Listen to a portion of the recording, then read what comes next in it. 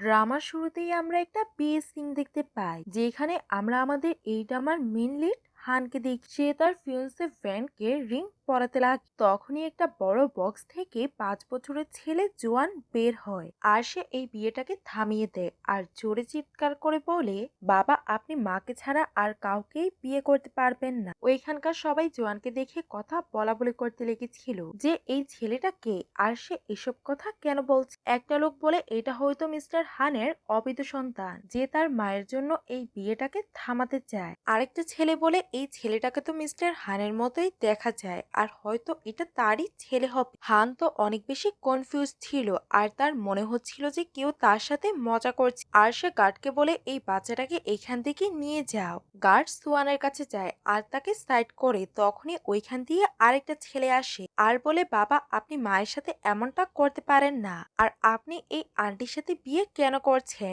এটা শোনার পর তো হান আরো বেশি অবাক হয়ে যায় আর ভাবে এই বাচ্চারা কার, আর তারা আমাকে বাবা কেনই বা ডাকছে। তখনই ওইখানে একটা মেয়ে আসে আর সেও বলে, বাবা আমরা আপনাকে ছাড়া কোথাও যাব না, প্লিজ আপনি এই বিয়েটা করবেন না। এসব কিছু দেখার পর ওইখানকার সবাই বলে, হানের তো 3টা বাচ্চা আছে আর তার ওয়াইফও আছে, তবুও সে অন্য একটা মেয়েকে বিয়ে করছে। ব্যানের বাবা বলে, এসব কিছু কি চলছে, আর তোমার আগেই 3টা বাচ্চা আছে, তুমি এই ব্যাপারে আমাদেরকে কেন বলোনি। হান বলে, এই বাচ্চারা আমার না। ব্যানের বাবা বলে, তাহলে এই বাচ্চারা তোমাকে বাবা কেন বলছে, তোমাকে এটার উত্তর দিতে হবে। ব্যান বলে, আমি অনেক ভালো করেই জানি যে এই বাচ্চারা হানের না, নিশ্চয়ই কেউ টাকার জন্য আমাদের বিয়েটাকে খারাপ করতে চায়। ব্যান গার্ডকে বলে এই বাচ্চাদেরকে বাইরে বের করে দিতে, কিন্তু ওইখানে একটা অফিসার ছিল আর অফিসারটা বলে, এই বাচ্চারা যদি তোমার হয় তাহলে তুমি এই বিয়েটাকে করতে পারবে না। হান বলে, এই বাচ্চারা আমার না। অফিসার বলে, তাহলে এই বাচ্চারা কেন তোমাকে বাবা বলছে। আমি এদের সাথে তোমার ডিএনএ টেস্ট করতে চাই, যদি তারা তোমার বাচ্চা না হয় তাহলেও তুমি জেনে যাবে। লিলি বলে, আপনি আমার বাবা আর আপনি আমাদের সাথে এমন কেন করছেন। হান বলে, আমি তোমাদের বাবা না। তখনই ওইখানে আমাদের এই ডামার ফিমেল লিড লিন আসে। বাচ্চারা তাদের মাকে দেখে তার কাছে চলে যায়। হান লিনকে জিজ্ঞাসা করে, এই বাচ্চারা কি তোমার। জিন বলে, হ্যাঁ এই বাচ্চারা আমার, আর আপনি আমাকে ক্ষমা করে দিয়েন। আমার বাচ্চারা অনেক বেশি ড্রামা দেখে, আর তাদের বিয়ের মধ্যে এমন ড্রামা করতে ভালো লাগে। এটা শুধু একটা খেলা, আর আমি এটার জন্য আপনার কাছে অ্যাপোলোজাইজ করছি। সে যখনই হানের কাছে যেতে লাগছিল তখনই তার স্যান্ডেল স্লিপ হয় আর সে হানের উপরে গিয়ে পড়ে। তখন তারা অনেক বেশি কাছাকাছি ছিল। তখন ব্যাং গিয়ে জিনের হাত ধরে আর বলে, তুমি নিজেকে কি ভাবো, তুমি কি আমার বিয়েটাকে নষ্ট করতে চাও, আর তুমি তোমার বাচ্চাদেরকে নিয়ে তাড়াতাড়ি করে এখান থেকে চলে যাও। জিন যখন ব্যাংকে দেখে তখন তার অনেক বেশি রাগ ওঠে, তার চেহারার রং বদলে যায় আর সে ব্যাংকে চিনে ফেলে। তখনই আমরা 6 বছর আগের ফ্ল্যাশব্যাক দেখতে পাই, যেখানে জিং প্রেগনেন্ট ছিল আর সে তার বয়ফ্রেন্ডের সাথে দেখা করতে যাচ্ছিল।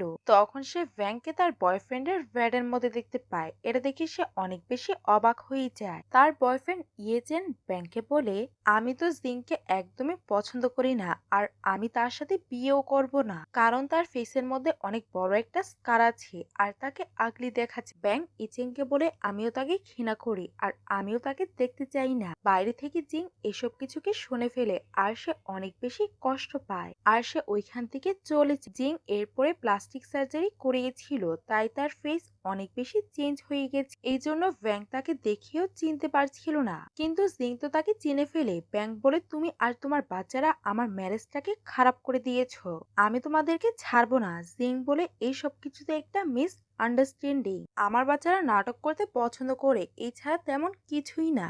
আমি তাদের পক্ষ থেকে তোমার কাছে ক্ষমা চাইছি, আর আমি এখনই তাদেরকে এখান থেকে নিয়ে যাচ্ছি। আর জিন হানের কাছে এসে তার থেকে ক্ষমা চেয়ে তাকে তার বিজনেস কার্ড দেয় আর ওইখান থেকে যেতে লাগে। তখনই ভ্যাং তার হাত ধরে আর বলে, আমি তোমাকে এত সহজে এইখান থেকে যেতে দিব না। ভ্যাং জিনের বাচ্চাদের উপরে চিৎকার করতে লাগে আর একজনকে থাপ্পড়ও মারতে আর বলে, তোমরা সবকিছু খারাপ করে দিয়েছ আর এইখান থেকে চুপচাপ চলে যাচ্ছ। হান তখন তাদের মাঝখানে আসে আর বলে, তুমি এই বাচ্চাদেরকে ছেড়ে দাও। ব্যান হানের কথা শুনে আর বলে, চলো আমরা তাড়াতাড়ি করে বিয়ে করে নেই। কিন্তু হান বলে, এখন আমরা বিয়ে করতে পারবো না, তোমাকে বিয়ের জন্য কিছুদিন ওয়েট করতে হবে। এটা বলেই সে ওইখান থেকে চলে যায়। ভ্যান চিৎকার করে হানের পিছনে যায় আর তার বাবা বলে, তুমি যদি হানকে বিয়ে না করো তাহলে তুমি তার প্রপার্টি গুলোকে কিভাবেই বা পাবে। তখনই আমরা জানতে পারি যে ব্যান হানকে শুধু তার প্রপার্টির জন্যই বিয়ে করছিল। জিং তার বাচ্চাদেরকে হাগ করে আর আসতে বলে তোমরা অনেক ভালো কাজ করেছো। তখনই আমরা জানতে পারি যে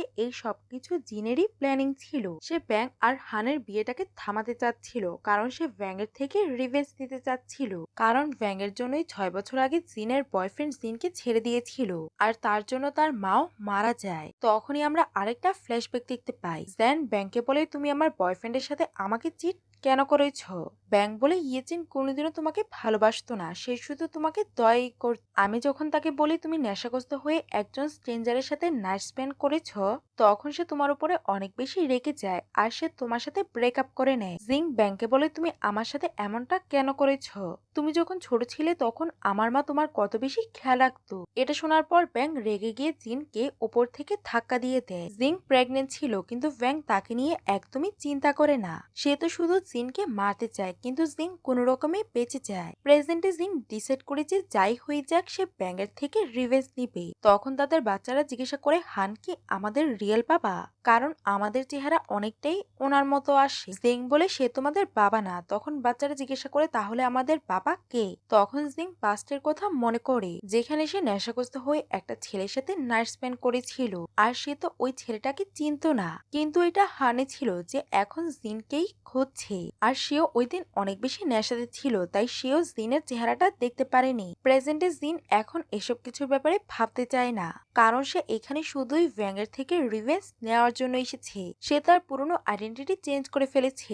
এখন সে একজন ফেমাস ডক্টর, আর সে নিউরোলজিতে এক্সপার্ট। সে হানের সাথে একটা অ্যাপয়েন্টমেন্ট ফিক্স করেছে, কিন্তু হান জানতো না সেই যে ডক্টরকেই তার চিকিৎসার জন্য হায়ার করেছে সেই জিন। সে তো শুধু চাইছিল তার পাগুলো আবারও আগের মতো ঠিক হয়ে যাক আর সে হাঁটতে পারো। হানের 6 বছর আগে একটা অ্যাক্সিডেন্ট হয়ে যায় আর তার পায়ের মধ্যে আঘাত লাগে। এরপরে থেকেই সে হাঁটতে পারতো না। এজন্য সে চাইছিল জিন তার ট্রিটমেন্ট করুক। জিন যখনই হানের সাথে দেখা করে হান তাকে দেখে অবাক হয়ে যায় আর বলে তুমি তো ওই মেয়েটাই যার জন্য আমার বিয়েটা ভেঙে গেছে, আর তুমি কি এখানে আমাকে সিরিয়াস করার জন্য এসেছো?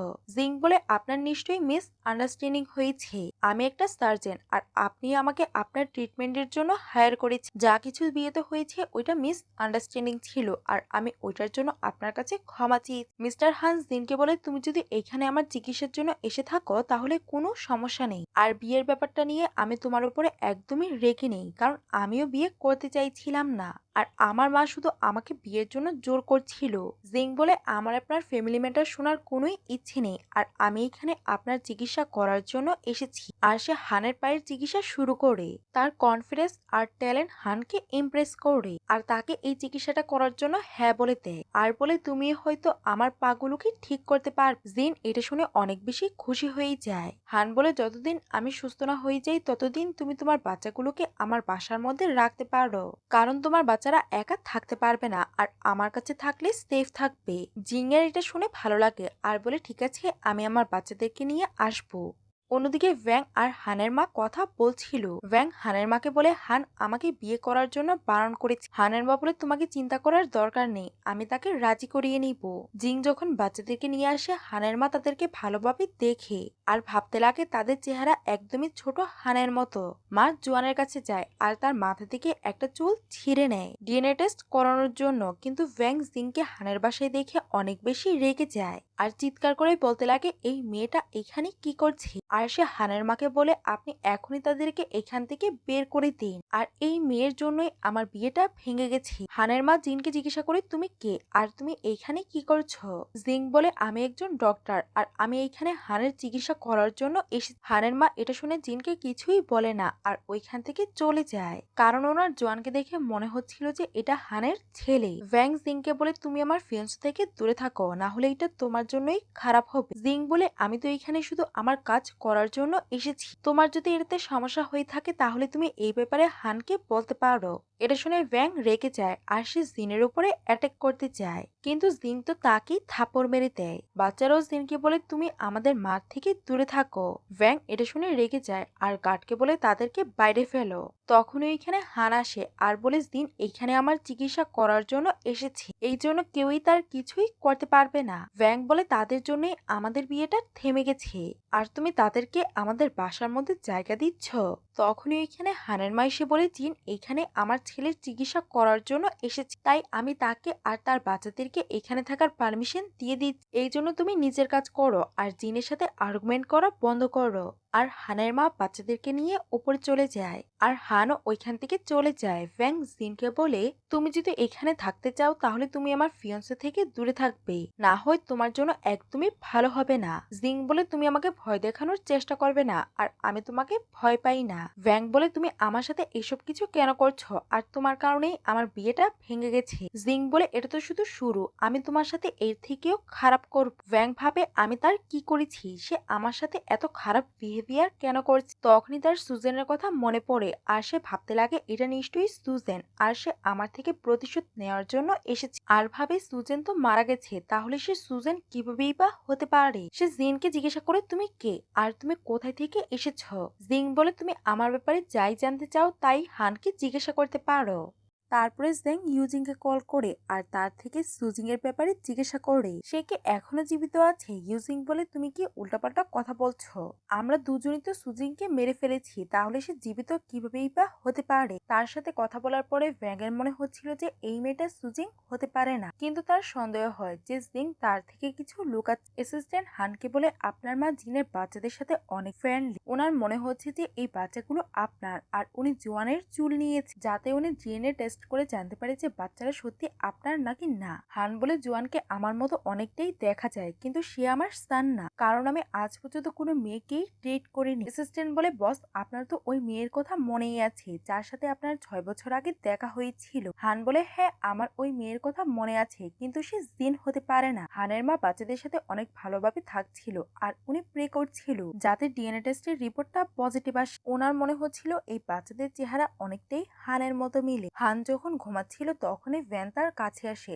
আর তাকে সিডিউস করতে লাগে। হান তাকে বারণ করে আর বলে, এখনো আমাদের বিয়ে হয়নি, তাই আমরা এসব কিছু করতে পারবো না। ভ্যান হানকে বলে, আমি তোমাকে ভালোবাসি আর আমি তোমার থেকে দূরে থাকতে পারবো না। হান বলে, এখন আমার ট্রিটমেন্ট করছে আর আমি তোমার সাথে কিছুই করতে পারবো না। তখন সে তার কথা শুনে আর সে রেগে ওইখান থেকে চলে যায়। বাইরে সে জিনকে দেখতে পায়, সেও নাইট স্যুট পরেছিল। ভ্যাং তার ড্রেস দেখে তার উপরে রেগে যায় আর তাকে বলে, তুমি যদি হানের কাছে যাও তাহলে আমি তোমাকে ছাড়বো না। কিন্তু জিনের তার কথাতে কোনোই পাত্তা ছিল না আর সে তাকে ইগনোর করে। রাত্রে জিন যখন তার বাচ্চাদের সাথে ঘুমিয়ে যায় তখন তার একটা ভয়ঙ্কর স্বপ্ন আসে আর সে ভয় পেয়ে চিৎকার করতে লাগে। বাচ্চারা এসব কিছু দেখে চিন্তিত হয়ে পড়ে আর তারা তাড়াতাড়ি করে হানকে ডাকে। হানও কিছু না ভেবে ওইখানে আসে আর জিনের কাছে বসে তাকে শান্ত করে, যতক্ষণ না বাচ্চারা আবারও ঘুমিয়ে যায়। জিনের ঘুম ভেঙে সে হানকে দেখে অনেক বেশি আজব লাগে আর সে ভাবে, হান সারা রাত্র আমার কাছে থেকে আমার দেখাশোনা করছিল। সে এটা ভেবে ইমোশনাল হয়ে যায় যে হান কিছু না ভেবেই তার খেয়াল রেখেছে। জিন হানকে বলে,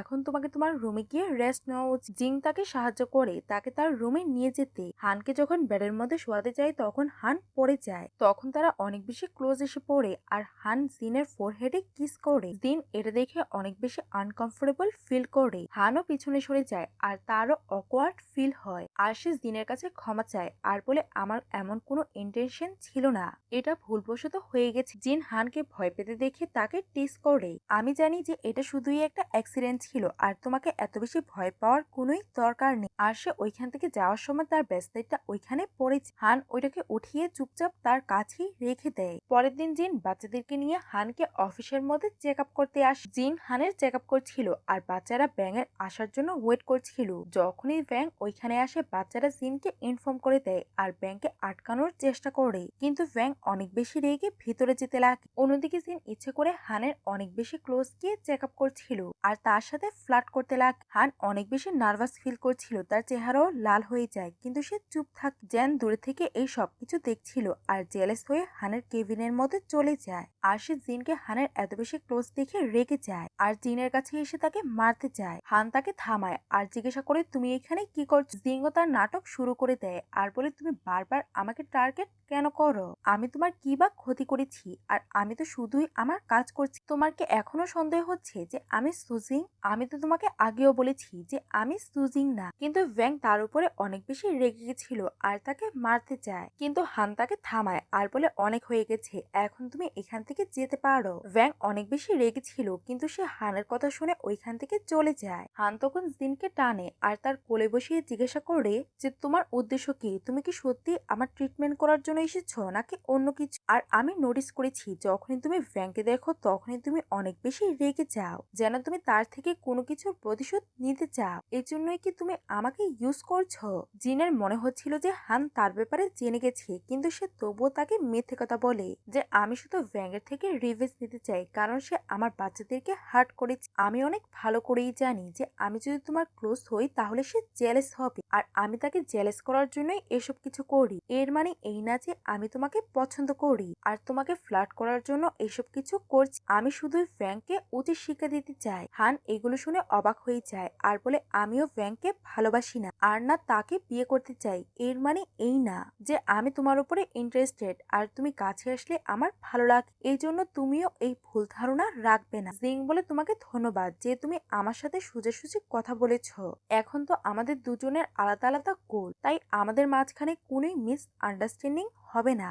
আর সিং ওইখান থেকে বাইরে আসে আর দেখতে পায় যে ভ্যাং তার বাচ্চাদেরকে ভয় দেখাচ্ছে। জ্যাং এখন ভাবতে লেগেছে যে জিনের বাচ্চাগুলো হানের, এই জন্যই হান এখন তাকে বিয়ে করতে চাচ্ছে না। সে বাচ্চাদেরকে জিজ্ঞাসা করে তোমার রিয়েল বাবা কে। জিং এসেই ভ্যাংকে বাচ্চাদের থেকে দূর করে আর বলে এগুলো আমার বাচ্চা, তুমি যদি তাদেরকে ভয় দেখানোর চেষ্টা করো তাহলে আমি তোমাকে ছাড়বো না। কিন্তু ভ্যাং ডিসাইড করে নিয়েছিল যে সে এই বাচ্চাদেরকে ছাড়বে না, কারণ তার মনে হচ্ছিল যে তাদের জন্যই তার বিয়েটা হচ্ছে না। সে একটা লোককে কল করে আর বলে জিনের বাচ্চাদেরকে মেরে ফেল। লোকটা যখনই জিনের বাচ্চাদেরকে মারতে যায় তখন হানের মা বাচ্চাদের সাথে ছিল আর উনি বাচ্চাদেরকে বাঁচাতে গিয়ে নিজেই আঘাত পায় আর বাচ্চারা তাড়াতাড়ি করে হানের মাকে হসপিটালে নিয়ে যায়। এর জন্য ওনার বেশি সমস্যা হয় না। ভ্যাং এই ব্যাপারটা জেনে যায় আর সে প্রচন্ড ভয় পেয়ে যায়, কিন্তু সে আরেকটা প্ল্যানিং করে আর সে পুলিশ আর হানের মাকে ড্রাইভারকে বলতে বলে যে জিং এ তার বাচ্চাদেরকে মেরে ফেলার অর্ডার দিয়েছিল। ড্রাইভার হানের মার কাছে গিয়ে বলে এসব কিছু জিনের মিস্টেক আর সেই আমাকে এই কাজ করার জন্য টাকাও দিয়েছে, কারণ সে ওই বাচ্চাদের থেকে অনেক বেশি বিরক্ত হয়ে যায় আর তাদেরকে মারতে চায়। হানের মাও এটা শুনে অবাক হয়ে যায় আর ভাবে এই মেয়েটা এত বেশি ক্রুয়েল কিভাবেই বা হতে পারে যে সে তার নিজের বাচ্চাদেরকে মেরে ফেলতে চায়। জিন ওনাকে এক্সপ্লেন করার চেষ্টা করে কিন্তু উনি তার একটা কথাও শুনছিল না। কিন্তু হান সঠিক সময় এসে তার মাকে বলে জিন তার বাচ্চাদেরকে অনেক বেশি ভালোবাসে আর সে এমনটা কোনোদিনও করবে না। আর আমি ওইখানকার সিসিটিভি ফুটেজ চেক করেছি। বাচ্চারা ড্রাইভারের মোবাইল নেয় আর বলে এটার মধ্যে আসল ক্রিমিনালের মেসেজ থাক। যখন তারা মোবাইলটাকে চেক করে তখন তারা ওইটার মধ্যে ভ্যাং এর পেমেন্টের প্রমাণ পায় আর তারা সবাই বুঝে যায় যে এই কাজটা ভ্যাং করেছে। এটা দেখে হানের মা অনেক বেশি রেগে যায় আর ভ্যাংকে বলে আমি কোনোদিনও ভাবিনি যে তুমি এমন কাজ করতে পারো। ভ্যাং হানের মার কাছে ক্ষমা চায় আর বলে আমি শুধুই জিনকে আমার লাইফ থেকে দূরে রাখতে চেয়েছি, কারণ আমি হানকে অনেক বেশি ভালোবাসি আর জিন বারবার তার কাছে আসে। এই জন্য রেগে আমি এই সিদ্ধান্তটা নেই, কিন্তু পরে বুঝতে পেরেছি আমি অনেক বড় ভুল করেছি আর আমি ড্রাইভারকে কলও করেছিলাম কিন্তু সে আমার কলটাকে ধরেনি, এই জন্য এই অ্যাক্সিডেন্টটা হয়ে গেছে। তার এই কথাগুলোকে শুনে হানের মা ইমোশনাল হয়ে আর বলে আমি তোমাকে পুলিশের কাছে দিব না, কারণ তুমি 6 বছর যাবত আমার খেয়াল রেখেছ। কিন্তু তুমি মনে রাখবে তুমি যদি আবারও এমন কাজ করো তাহলে আমি তোমাকে নিজের হাত দিয়ে মেরে ফেলবো। আর যদি এই বাচ্চাদের কিছু হয়ে যেত তাহলে কি হতো, তুমি কি এটার ব্যাপারে কিছু জানো। ভ্যাং ভাবে জানি না যে হানের মা এই বাচ্চাদেরকে নিয়ে এত বেশি চিন্তা কেন করে।